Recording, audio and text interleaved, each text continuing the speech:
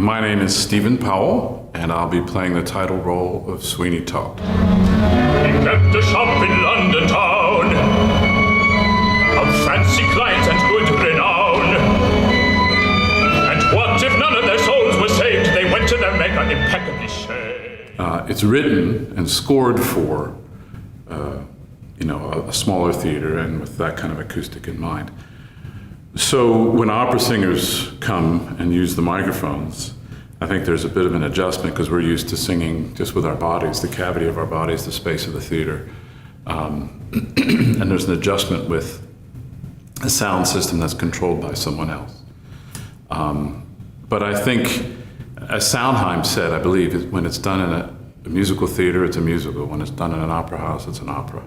And I think the purpose of that statement and what he's trying to say is that it's whatever you present it as. I think opera houses present Sweeney Todd because it has that sort of flavor. It has, even though it has dialogue, it has a very deep and dramatic story. The story in operas are always, if someone dies and there's intrigue and there's murder and there's conniving and there's, treachery and treason and, there's all that kind of thing in Sweeney Todd. I'd have to say Pretty Women with the judge in the first act is musically and also dramatically one of the great scenes of the opera and one of the most beautiful tunes that I have to sing.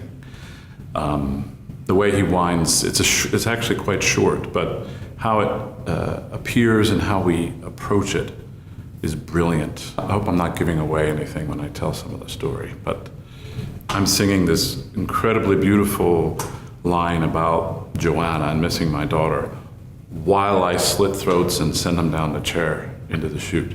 So the juxtaposition of what I'm actually doing and what I'm singing about is also a lot of fun to do. And the audience always reacts strongly there. It's a lot of fun to hear that.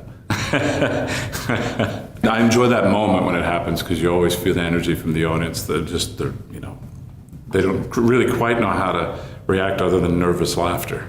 So it's kind of fun. I'm a father. I have 2 sons, not a daughter. And I can understand some of his frustrations as far as being removed from his family because I travel a lot and I'm away a lot. But I don't have the same cause for that as he had, obviously. I can certainly imagine the feelings of being forcibly removed from your family. Being on the road a lot does tend to, you experience some loss and some loneliness. So I can draw from that for sure. Wig and makeup time for me is really very calming and relaxing. But I don't need to look at myself in the mirror with a wig and makeup on to say, okay, now I'm Sweeney Todd. No, it's kind of a little scarier that it's in my head. Not all the time. I leave it when I go home, but I have that in my head before I ever walk into the opera house. By Sweeney